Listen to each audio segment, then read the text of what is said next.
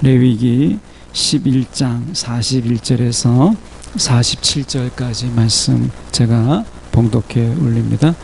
땅에 기어다니는 모든 길 짐승은 가증한즉 먹지 못할지니 곧 땅에 기어다니는 모든 기는 것 중에 배로 밀어 다니는 것이나 네 발로 걷는 것이나 여러 발을 가진 것이라 너희가 먹지 말지니 이것들은 가증함이니라.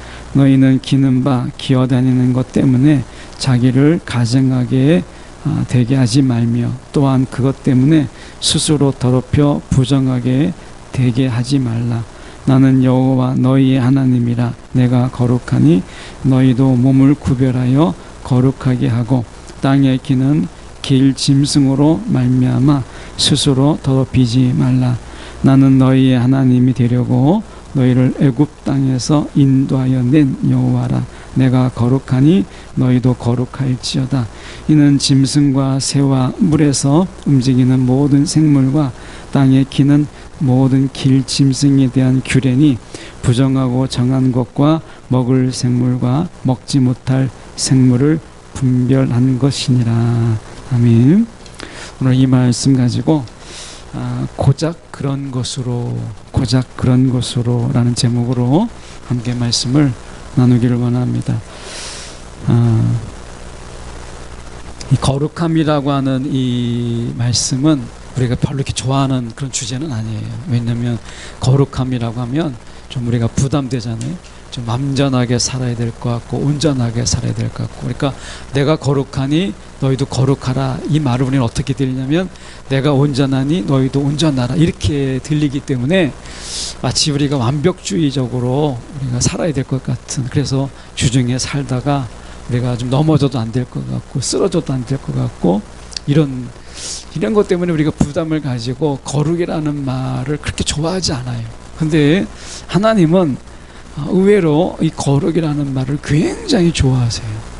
그래서 우리는 별로 좋아하지 않지만 하나님이 좋아하시기 때문에 오늘 거룩에 대해서 살펴보려고 하는데요, 우리가 거룩에 대한 오해가 좀 있다라는 부분에서 우리가 오해를 먼저 풀고 하나님 말씀에 좀 귀를 기울이다 보면 좋지 않을까 이렇게 생각이 들어요. 오늘 말씀에 보면 우리가 45절에 나는 너희의 하나님이 되려고 너희를 애굽 땅에서 인도하여 낸 여호와라. 내가 거룩하니 너희도 거룩할지어다 이렇게 말씀하거든요. 그러니까 쉽게 말하면 왜 애굽 땅에서 나오는 거하고 하나님이 거룩하다라는 말하고 연결시켰을까라고 하는 거예요. 애굽에서 나온 거하고 하나님이 거룩한 거 무슨 관계가 있을까라는 거예요. 애굽은 우리가 잘 알다시피 우리가 다신론이에요. 그러니까 다신주의, 많은 우상들이 있는 나라예요. 우상의 나라예요. 그래서 우리가 10가지 재앙들을 보면 그 10가지 재앙마다 다 우상들을 하나님께서 벌하신 것이거든요. 그래서 맨 마지막이 뭐냐면 장자의 죽음이에요. 아시다시피 그 사람의 우상 중에 제일 위에가 뭔지 아세요? 자녀라는 우상이에요. 자녀라는 우상. 장자의 죽음이죠. 맨 우리가 우상들이 10가지 우상들이 있는데 맨 위에가 마지막에 결국 손발을 다 그들이 내려놓을 수 있었던 게 뭐냐면 장자의 죽음. 우상 중에 최고의 우상이 뭐냐? 자녀라는 우상이에요. 그래서 이 애굽에는 많은 우상들이 있었어요. 10가지 재앙 말고도. 그러니까 우상의 나라이죠. 근데 이스라엘이라고 하나님은 야곱을 이스라엘을 불렀지만 이들은 그들을 뭐라 했냐면 히브리라고 했어요. 히브리. 이 히브리 민족이라는 말은 좀 천하게, 좀 하대하는, 좀 천한 민족이다 이런 뜻이거든요. 그러니까 어떻게 보면 히브리 민족이라는 거예요. 그러니까 히브리 사람들은 이 애굽에서조차 그들의 신들, 애굽에 많은 신들이 있는데 많은 신들 속에서 이 히브리인들을 챙겨주는 신이 아무도 없었어요. 그러니까 애굽에 많은 신들이 있었지만 히브리인들을 챙겨주고 보살펴주는 신은 하나도 없었어요. 애굽의 신들조차도 이 히브리인들은 멸시했어요. 아무도 돌보지 않았어요. 그래서 하나님이 이 히브리인들을 애굽에서 나오게 하셔서 우상들조차도 관심 갖지 않는 그들을 부르셔서 내가 거룩하니 너희도 거룩하라 이렇게 말씀하셨어요. 자, 이 말씀의 의미가 뭐냐면 거룩의 의미는 구별하다, 구별이라는 뜻이거든요. 하나님이 이스라엘을 애굽에서 어떻게 보여주셨냐면 5번째 재앙이 넘어가면서부터 이제 첫 번째부터 쭉 어느 정도까지는 애굽 사람이나 이스라엘 사람이나 똑같이 경험을 했어요. 하나님이 그 재앙을 내리시는 것을. 근데 5번째 막 넘어가기 시작하면서부터 애굽에게 내렸던 재앙이 이스라엘에게는 면하게 하셨어요. 이제 구별시킨 거죠. 그러니까 하나님의 구별이 애굽의 재앙 속에서 이제 보이기 시작하셨어요. 그 결정적인 게 무엇이냐면 유월절에 그 유월절을 그걸 보여줄 수 있는데 이 양의 피, 어린 양의 피를 문서주에 바르죠. 그런데 죽음이 건너갔어요. 애굽 사람들은 장자가 다 죽었어요. 근데 이스라엘의 자녀들은 죽지 않았어요. 하나님이 결정적으로 이것을 구별하셨어요. 그러니까 내가 거룩하니 너희도 거룩하라 라는 이 말씀은 내가 너희를 대할 때는 다르게 대한다는 거예요. 내가 너희를 대할 때는 다르게 대한다 라고 하는 거예요. 보통 우리가 여러분 인간극장이나 아니면 다큐멘터리, 휴면 다큐멘터리 이런 걸 보면 휴면 다큐 이런 걸 보면은요 무뚝뚝한 사람들이 나와요. 다른 사람들을 대할 때는 아무 말도 없고 막 무뚝뚝해요. 그런데 자기 자녀를 대하거나 자기 손자를 대하거나 가족을 대할 때는 얼굴을 환하게 그렇게 잘할 수 없어요. 너무나 잘하는 거예요. 그러니까 가족을 대할 때고 남을 대할 때가 다른 거예요. 이런 사람이 있잖아요. 하나님이 지금 말씀하실 때 내가 거룩하니 너희도 거룩하라. 내가 거룩하다는 이야기는 내가 지금 너희를 다르게 대한다라는 거예요. 그러니까 하나님께서 애굽에서 건지셔서 지금 거룩을 말하는 것은 봐라, 내가 애굽에서 재앙을 내릴 때 너희는 다르게 대하지 않았느냐. 애굽을 대할 때와 같이 너희를 대하지 않았다라고 이야기하는 거죠. 그래서 하나님은요 세상을 대할 때는 진노와 하나님이 징계로 때로는 하나님의 화로 대하시지만 우리를 대하실 때는 온유함으로 자비로 그리고 하나님이 인내하심으로 우리를 대하시는 거예요. 긍휼로 대하시는 거예요. 예수님께서 이 땅에 오셔서 바리새인들을 대하고 서기관을 대할 때 하나님 특히 이 대제사장들을 대할 땐 하나님이 성전 정화에서처럼 하나님이 예수님께서 어떻게 하셨어요? 진노하심으로 대하셨어요. 그들에게 화를 내셨어요. 그러니까 하나님의 이 성전을 기도의 성전인데 도둑의 소굴로 만들었다, 강도의 소굴로 만들었다고 예수님께서 다 뒤엎어 버리셨어요. 그런데 예수님께서는 가장 천한 자가 부르짖는 다윗의 자손이여라고 했을 때 그들에게 대할 때 예수님께서는 정말 다정함으로 인내로 사랑으로 대하셨다는 거예요. 이게 구별이에요. 우리를 대하실 때 하나님은요 세상을 대하실 때하고 전혀 다르게 인내와 사랑과 긍휼로 우리를 대하시는 거예요. 이게 애굽에서 이스라엘을 나오게 하신 이유예요. 내가 너희는 다르게 대하겠다. 내가 거룩하다 이 말은 내가 너희는 다르게 대하겠다라는 거예요. 자, 우리가 자녀들을 이렇게 양육하다 보면 어떻게 돼요? 자녀에게 좋은 면을 담게 하고 싶잖아요. 그런데 말로만 내가 너희들 이거 닮아 라고 말한다고 해서 아이들이 닮나요? 그렇지 않죠. 아이들이 뭔가 좋은 면을 담게 하려면 우리의 좋은 면을 많이 보여주고 좋은 면 속에서 많이 사귐이 있어야 돼요. 거룩은 흉내내는 게 아니에요. 내가 거룩하니 너희도 거룩하라. 이것은 흉내내라는 이야기가 아니라 닮으라는 거예요. 닮음은 사귐이 있어야 돼요. 친밀함이 있어야 돼요. 그럼 어떻게 해야 돼요? 하나님께서 우리를 내가 거룩하니 너희도 거룩하라는 이야기는 하나님이 우리 가운데 좋은 면, 선한 면, 그리고 어쩌면 하나님께서 기뻐하시는 면들을 우리 가운데 많이 보여주시는 거예요. 우리가 자녀들에게 닮게 했을 때 우리가 막 욕하고 손가락질하고 막 때리고, 그리고 아이들에게 막 술 취하는 모습을 보이면서 너희는 이렇게 살지 말라라고 하면요, 안 돼요. 아이들은 그대로 닮아요. 보고 닮아요. 그러니까 나는 이런 면을 막 술 취하고 때리는 모습을 보여주는데 넌 이렇게 살지 말아라 하면은요, 그게 안 되는 거예요.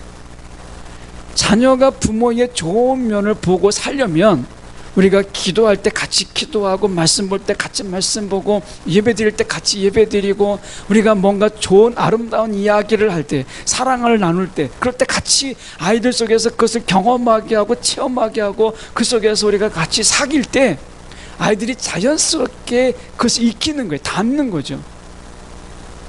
말로 안 되는 거잖아요. 그러니까 내가 거룩하니 너희도 거룩하라, 이 말씀은 하나님이 지금 내가 너희의 하나님이 되기 위해서 애굽에서 너희를 건져 주었다, 인도하여 냈다라는 이야기는 뭐예요? 너희들에게는 내가 좋은 면으로 너희와 사귀고 싶다는 거예요. 화내고 징계하는 모습이 아니라 하나님이 우리를 사랑으로, 오래 참음으로. 여러분, 이내라는 우리가 나오는, 룻게 나오는 헤세드라는 말은 끝까지 사랑하는 거예요. 하나님 끝까지.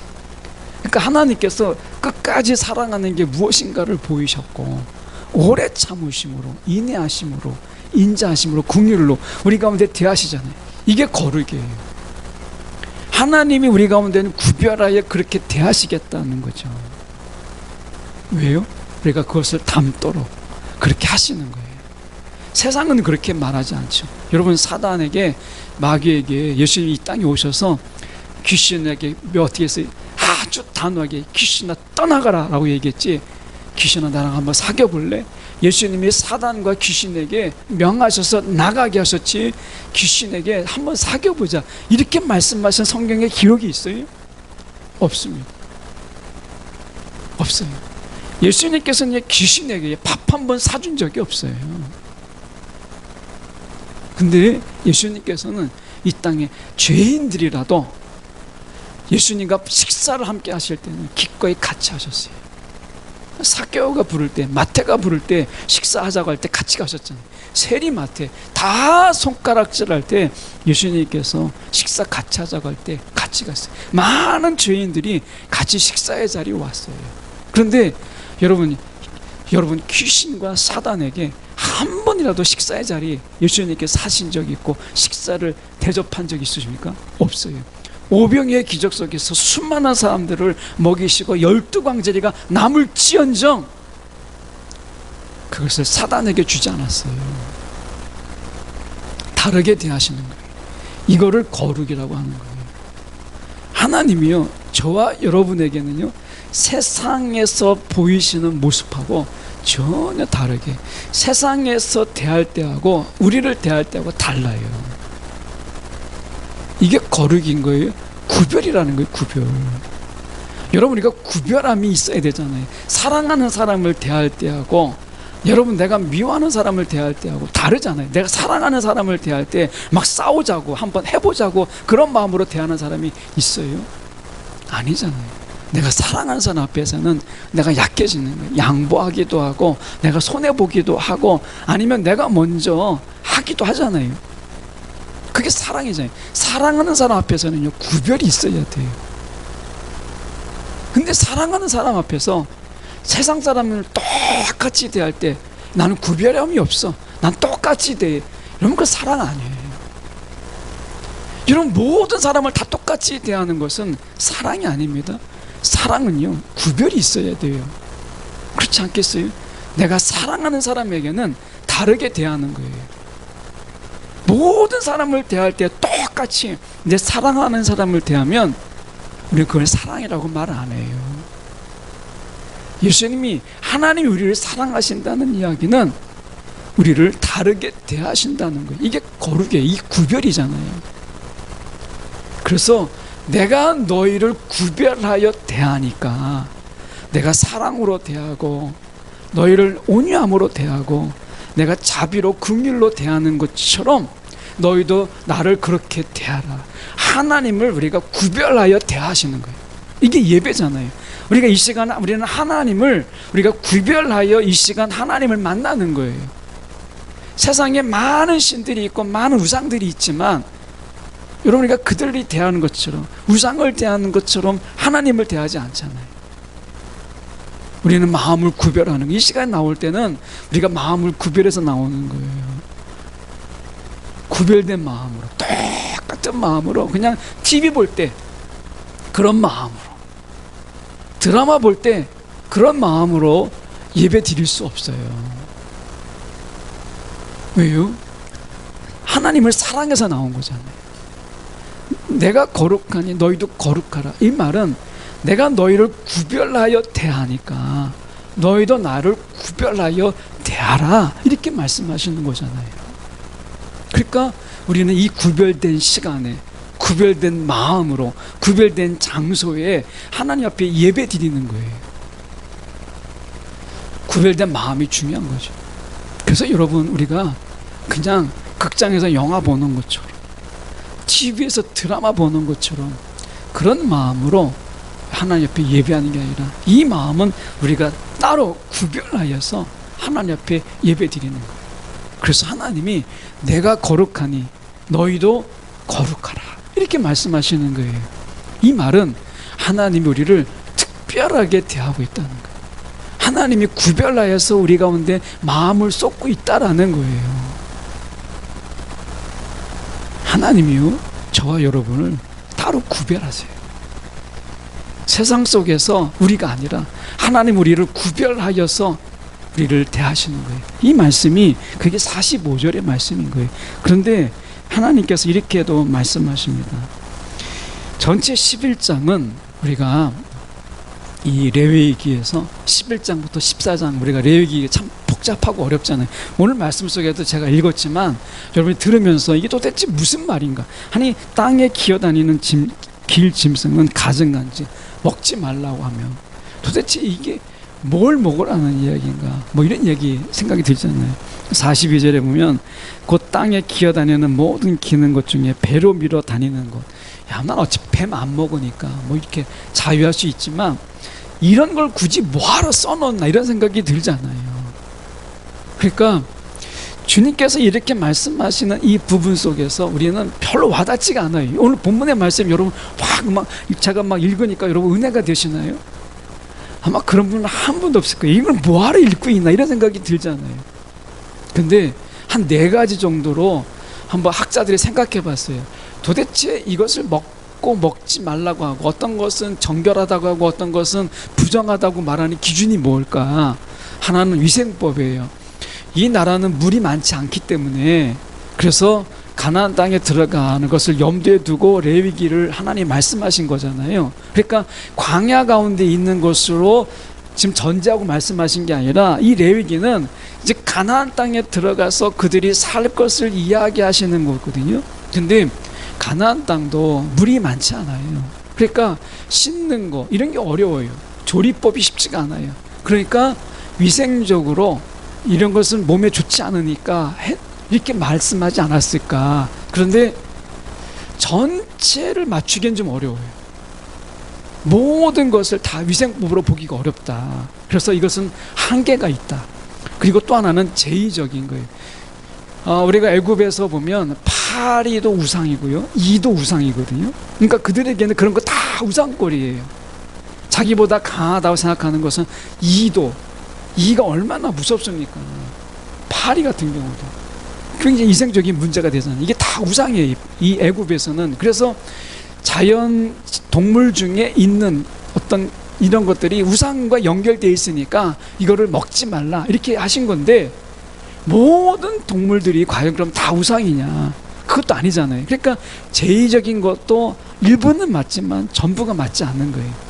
상징적인 것이 아닐까. 그래서 새김질하는 것, 여러분, 묵상한다, 주야로 묵상한다, 이 묵상이라는 말이 새김질한다는 뜻이거든요. 그러니까 새김질하는 것은 정결하다, 이렇게 볼 수 있는데, 그러면 이 상징적인 것이 다 맞느냐? 그것도 안 맞아요. 그래서 세 가지가 다 안 맞잖아요. 그래서 학자들이 결론 낸 게 뭐냐면 하나님이 임의적으로 정한 것이다. 이것이 제일 설명이 제일 쉬운 거예요. 그냥 하나님이 그냥 정한 거예요. 그냥 이유를 모르는 거예요. 그런데 이게 깊은 의미가 있어요. 하나님이 기준이라는 거예요. 하나님이 기준. 거룩은요, 하나님이 기준 되는 거예요. 이게 먹지 마 하면 안 먹으면 되는 거예요. 이건 먹어도 돼 하는 건 먹는 거예요. 하나님이 임의적으로 정하셨지만 하나님이 기준된다라고 하는 것을 보이신 것이죠. 기준되는 거. 그래서 여러분, 이 땅에서 우리가 살아가는 데 있어서 하나님의 기준으로 사는 거예요. 내 기준으로 사는 게 아니라 하나님의 기준으로 사는 거예요. 기준을 바꾸는 게 거룩이잖아요. 내가 기준됐던 삶 속에서 이제 하나님의 기준으로 살아가는 것, 우리는 이것을 거룩이라고 얘기해요. 자, 하나님께서요, 내가 거룩하니 이렇게 말씀하셨어요. 이 말씀이 뭐죠? 우리가 하나님 앞에서 기준이에요. 하나님이 얼마나 우리를 귀하게 여기시는지, 세상의 모든 만물을 짓고 에덴을 다 지은 다음에 사람을 지으셨어요. 하나님에게 있어서는요, 사람만큼 귀한 게 없어요. 하나님의 기준은 사람인데 사람의 기준은 하나님이 돼야 되지 않겠어요? 이걸 거룩이라고 하는 거예요. 내가 거룩하니 너희도 거룩하라, 이렇게 말씀하신 것이죠. 오늘 말씀의 43절에 보면 이렇게 되어 있습니다. 너희는 기는 바 기어다니는 것 때문에 자기를 가증하게 되게 하지 말며 또 그것 때문에 스스로 더럽혀 부정하게 되게 하지 말라. 여러분, 이 43절을 다섯 여섯 번을 읽다 보면 압축이 돼요. 그렇게 가만히 보시면, 아니, 고작 그것 때문에 이렇게 들리지 않아요? 여러분, 이게 계속 읽다 보면 그렇게 돼요. 보시면 너희는 기는 바 기어다니는 것 때문에 가증하게 되게 하지 말며. 고작 그것 때문에, 그 기어다니는 거 안 먹으면 되는데 고작 그것 때문에 너희를 가증하게 하느냐. 그리고 그것 때문에 스스로 더럽혀 부정하게 되지 말라, 이렇게 말씀하잖아요. 약간 언어 유희인데요. 언어 유희. 여기서 기는 거, 여러분, 우리가 알아서 긴다 이런 말을 하잖아요. 세상에서 긴다. 이거 좋은 표현 아닌데, 여러분, 다윗도요 알아서 기어서 생명을 구걸했던 적이 있어요. 그게 언제냐? 사무엘상 21장 10절에서 15절의 말씀에 보면 이렇게 말씀합니다. 다윗이 이제 사울을 피하여서 가드로 가요. 가드왕 이 아기스가 다윗을 딱 보니까 다윗이 두려운 거예요. 왜냐하면 사울은 천천히인데 다윗은 만만이거든요. 그래서 다윗을 죽이려고 해요. 사울을 피하여 갔는데, 그러니까 사울이 이 아기스가 무서우니까, 언제 죽일지 모르니까, 그래서 자기가 살게 하기 위해서 어떻게 했냐면 미친 척합니다. 그리고 그가 대문짝에다가 자기 몸을 크게 그적거려요. 굉장히 지저분한 모습으로 막 그적거리는. 그리고 그 수염을 길렀잖아요. 우리가 이슬람에 보면 수염을 기르잖아요. 중동 지역에 이 침을 막 수염에 흘리는 거예요. 그러니까 냄새 나죠. 미친 척하죠. 막 뭐가 이가 있는 것처럼 막 그적거리죠. 그러니까 다윗은 별 볼 일 없는 거예요. 생명을 그렇게 구걸했어요. 거기서 살아남았습니다. 여러분, 우리가 다윗처럼 세상 속에서 우리가 미친 척하고 뭔가 나를 숨죽이기도 하고 할 말도 못하고 그렇게 살아갈 때가 있어요.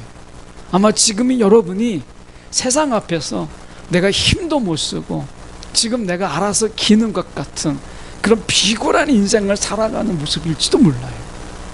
코로나 앞에서 우리가 어때요? 여러분, 우리가 코로나 앞에서 정말 당당할 수 있어요? 우리가 숨죽이고 지금 2년 넘게 우리가 지금 그러고 있잖아요.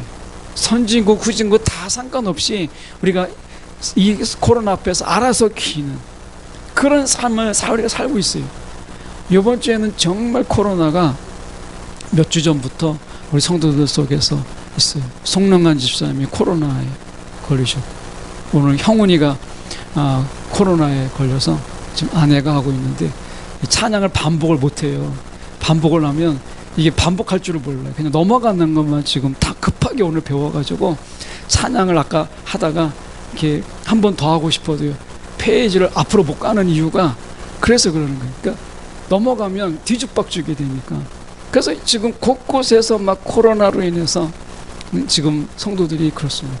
지금 소정이네도 온 가족이 다 코로나에 대해서 지금 이 김규정 자매님이 소정이 어머니가 몰빵으로 다 코로나에 가족이 아픈 걸 다 왔어요. 그래서 40도 이상이 막 넘어가가지고 정말 고생을 많이 했어요. 성능한 집사님은 이제 가볍게 지나가는 케이스였고, 그 다 다른데 코로나가 정말 우리 가운데 가까이 왔구나 이런 생각이 들어요. 여러분, 우리가 코로나 앞에서 우리가 정말 막 기는 인생을 살고 있잖아요. 여러분, 코로나뿐만입니까? 세상이 우리 가운데서 정말 우리가 세상을 살아가는데 정말 우리가 기죽어서 살아가잖아요. 하나님이 그런 가운데 우리 가운데 이야기하는 거예요. 정말 죄와 거짓과 사단 이런 말 앞에서 여러분, 돈과 명예와 승진 또는 우리가 어떻게 보면 취업, 이런 행복, 이런 것들 앞에서 우리가 볼모로 잡혀가지고 가정의 행복이라는 볼모를 우리가 사단이 막 휘어잡고 우리를 어떻게 해요? 막 종로로 시키잖아요. 막 노예로 삼잖아요. 정말 우리가 세상을 이렇게 막 살아가고 있는 거예요. 그런 가운데 하나님이 우리 가운데 말씀하시는 게 43절에 아까 그냥 고작 내가 그것 때문에 라고 하는 것인데, 이 말씀을 좀 나눠보려고 해요. 누가복음의 말씀으로 돌아가서 보면 누가복음 12장 6절의 말씀에 보면 이런 말씀이 있습니다. 참새 5마리가 나옵니다. 참새는 이스라엘의 그 시장 중에서 제일 싼 게 참새예요. 그러니까 고기 종류를 산다라고 한다면 참새 고기가 제일 싸요. 근데 참새 5마리가 얼마냐면 2아사리온이라 이렇게 얘기합니다. 그러니까 누가복음 12장 6절에 이 아사리온이라는 말은 우리가 1데나리온이 하루의 품삯이거든요. 그러니까 우리가 보면 5만 원으로 계산한 것도 많아요. 이 당시에 제가 남수단을 가보니까 남수단에 하루에 그 사람들이 일을 하는데 우리나라 돈으로요 3,000원, 아니 10,000원만 줘도요, 3,000원만 줘도 그들은 하루 종일 일할 수 있어요.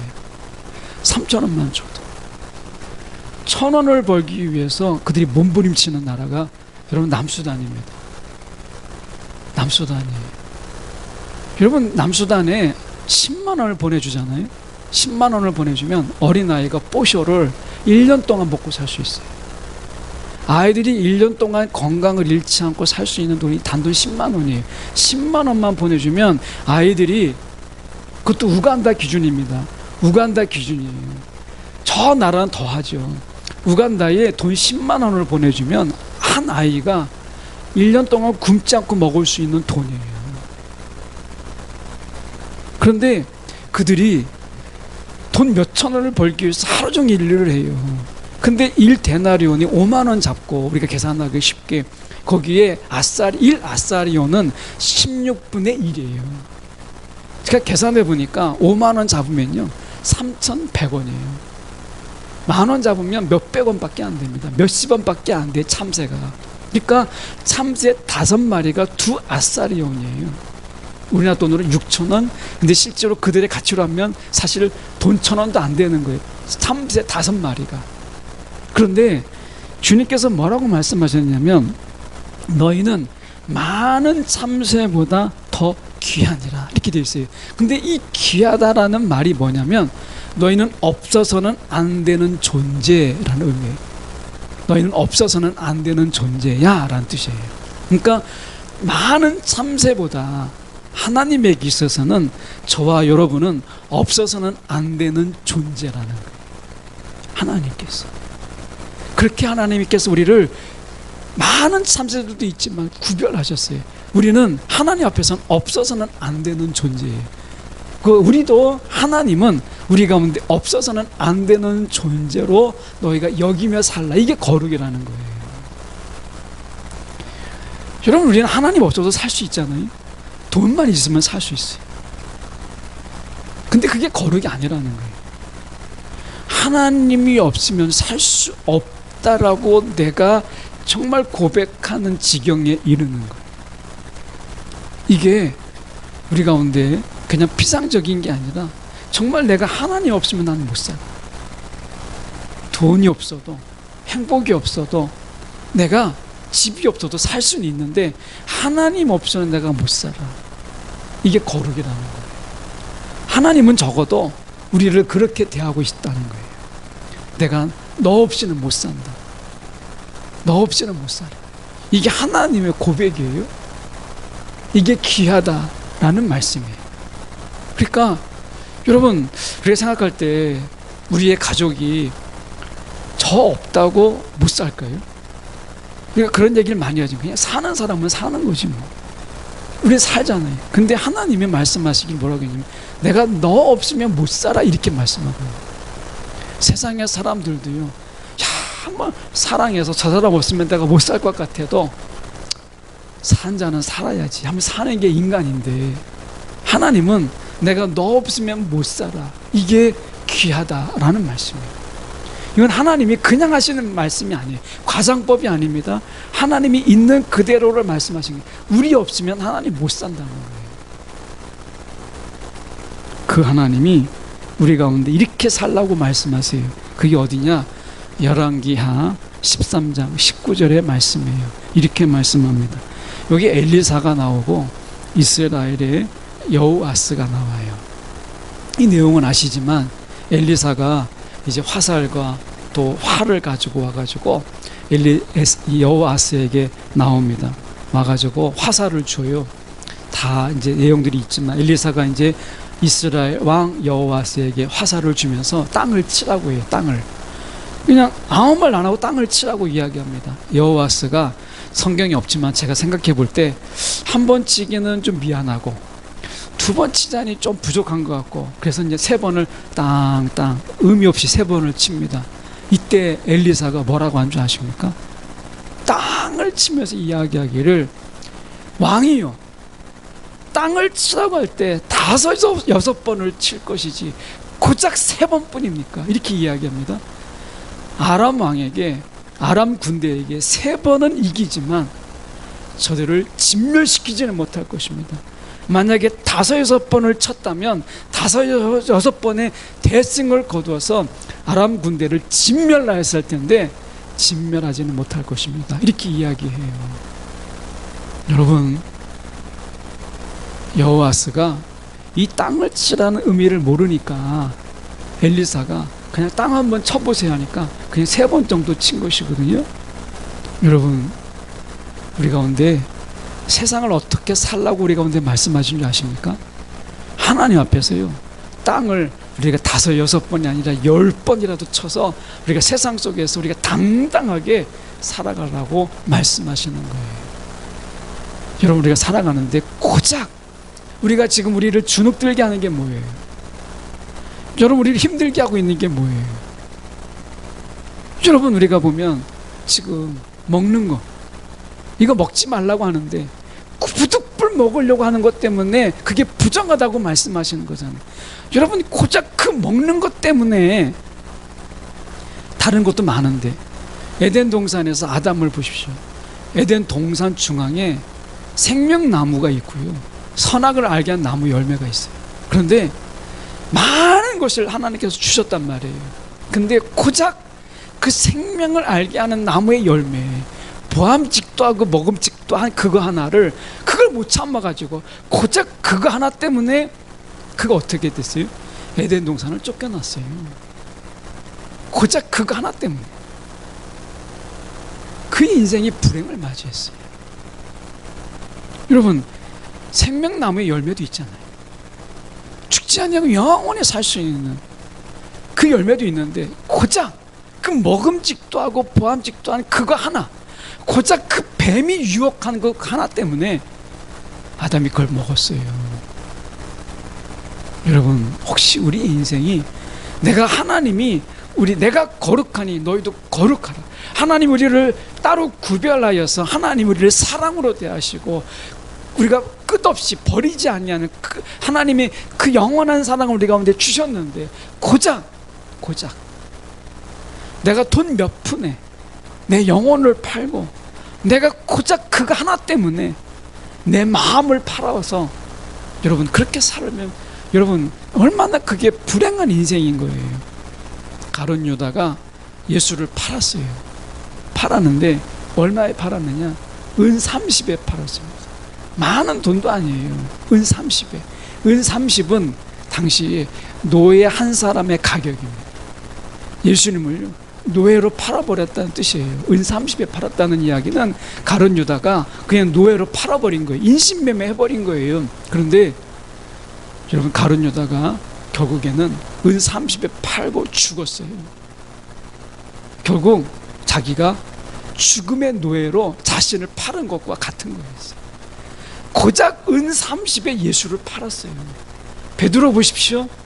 문명의 여인이 너도 한 패지라고 하는 불과 그 말에, 고작 그 여인의, 문명의 여인의 말에 예수를 저주하고 부인했어요. 여러분 우리가 인생이 여러분 고작 이것밖에 안 되는 인생이잖아요. 고작. 그런데도 하나님께서는 내가 너 없으면 못 산다 이렇게 고백하신 거예요. 하나님 우리를 구별하여서 우리를 사랑하시고 우리를 구별하여서 하나님께서 은혜를 베푸시잖아요.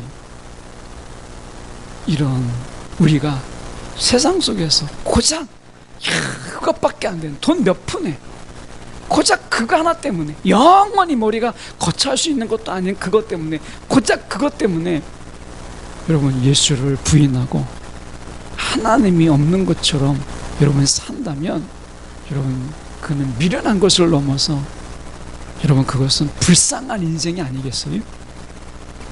여러분 오늘 내 삶에 여러분 걱정이 무엇이에요? 근심이 뭡니까? 그런데 좀 한 발 물러서서 오늘 예배에서 말하고 있는 것처럼 한번 선포해 보시면 좋겠어요. 야 고작 이것 때문에 내가 하나님을 고작 이것 때문에 여러분 우리가 장로님이 한번 그 전에 말씀하신 부분인데 폴리갑이라고 하는 사람이 화형을 당해서 죽었거든요. 정말 로마 사람들도 이 폴리갑을 정말 좋아했어요. 그 가르침이 깊었고 그랬던 사람이었습니다.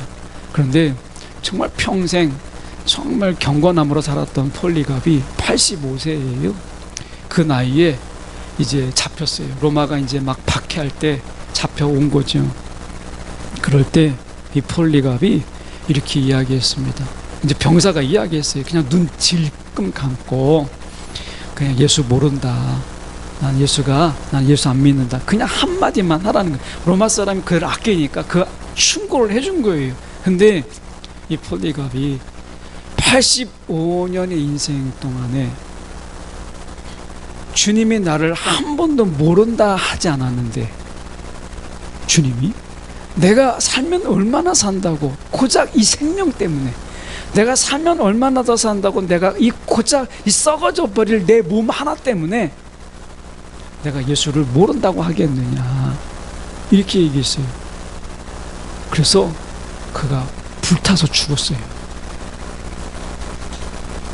그 뜨거움 상상할 수가 없잖아요. 여러분 불타서 죽었다. 피부가 완전히 다 녹아서 내리는 죽음이잖아요. 여러분 할 수 있겠어요? 그런데 이 폴리갑은 자기의 육체 이 고통을 고작 내가 이 썩어져 없어질 육체 하나 때문에 내가 예수를 모른다고 하겠느냐 이렇게 이야기했어요. 여러분 고작 내가 이것 때문에 저것 때문에 내가 고작 이 먹는 거 하나 안 먹을 수도 있잖아요. 금식도 하는데 내가 고작 이거 먹는 것 때문에 내가 부정한 자가 되고 내가 정말 가증스러운 존재가 돼서 되겠느냐 하는 거잖아요. 여러분 혹시 고작 내가 이것 때문에 여러분 한번 내 문제를 한번 한 걸음 좀 물러서서 내가 지금 지고 있는 나를 괴롭히는 문제를 보면서 외치세요. 내가 고작 이것 때문에 주님을 내가 모른다고 해서 되겠나? 아니 적어도 하나님을 내가 고작 이 문제와 저울질 해가면서 내가 하나님을 택할 것인지 이것을 택할 것인지 하나님을 저울에 고작 이거에 얹어놓고 저울질하고 있는 것도 부끄러운 거잖아요. 우리가 말씀해 보면 우리가 이렇게 말씀합니다. 하나님이 고린도전서 14장 7절에 보면 새 번역에 이렇게 말씀하세요. 제가 새 번역으로 고린도전서 14장 7절에 이렇게 읽어봅니다. 필이나 검은고와 같이 생명이 없는 악기도 각각 음색이 다른 소리를 내지 않으면 피리를 부는 것인지 수금을 타는 것인지 어떻게 알겠습니까? 라는 구절인데요. 여러분, 피리가 자기 소리를 내지 않으면 그게 피리인지 어떻게 알겠어요? 검은고가 자기의 음색을 드러내지 않으면 그게 검은고인지 어떻게 알겠어요? 여러분, 놀랍게도요, 하나님께서 우리를 통해서 하나님의 음색을 드러내도록 우리를 불러주셨어요. 하나님의 성품을 드러내고 하나님의 자비를 드러내고 하나님의 여러분 사랑을 드러내는 자들로 저와 여러분을 불러주셨어요. 때로는 하나님의 음성을 대변하는 자로, 선지자처럼 하나님의 말씀을 전하는 자로 우리를 불러주셨잖아요. 여러분, 왜 하나님의 소리를 내고 하나님의 성품을 드러내고 하나님의 표정을 드러내는 자들로 우리를 불러주셨어요. 여러분, 이게 얼마나 감사한지 모릅니다. 여러분, 저와 여러분은요, 하나님을 드러내는 자로 불러주신 거예요. 하나님의 음색을 드러내도록. 그래서 여러분, 피리 소리를 낼 때 피리구나라고 하는 것처럼 우리가 하나님의 모습, 하나님의 음성을 드러낼 때 이게 하나님의 사람이구나라는 것을 드러낼 수 있도록 우리를 불러주셨다라는 거예요. 여러분, 이 세상에서 여러분, 우리의 소리, 하나님의 소리를 내세요. 하나님의 표정을 보이세요. 이것이 하나님이 원하시는 거룩이라는 거예요. 여러분, 우리가 세상에서 요한계시록에 보면 우리가 많은 사람들이 하나님을 부인했던 이유가, 하나님을 버렸던 이유가 무엇이냐면 찔끔 하나님의 소리에 내가 침묵하고 하나님의 표정을 나타내는 일을 내가 얼굴에서 싹 가시고 세상의 표정을 딱 지을 때 여러분, 요한계시록에서 그 사람들은 부귀영화를 누렸어요. 이것을 거절하는 자에게서는 순교가 있었어요. 근데 요한계시록에서는 그들에게 위로가 있고 그들에게는 영생이 있다고 말씀하시는 것이 요한계시록이거든요. 여러분, 우리가 이 세상에서 여러분 하나님을 드러내는 자로 불러주셨다. 다시 한번 우리가 고작 내가 그것 때문에, 내가 고작 이것 때문에 내가 하나님 앞에서 내 마음을 괴롭혔구나. 한 번 정도 우리가 좀 한 발 정도 뒤로 물러서서 그림을 보듯이 우리가 좀 더 우리가 쥐고 있는 어려움과 고민과 아픔을 좀 보면서 내가 고작 이것 때문에 내가 하나님을 씨름했다는 말인가, 내가 고작 이것 때문에 내가 하나님을 저울질했다는 말인가, 이렇게 생각해 보면 우리의 삶에서 많은 것들을 좀 내려놓을 수 있지 않을까 하는 생각을 좀 해보게 됩니다. 여러분, 우리가 고작 이것 때문에 이런 부분들을 우리가 좀 입술로, 믿음의 입술로 선포할 수 있는 저와 여러분 되기를 간절히 소망합니다. 기도하겠습니다.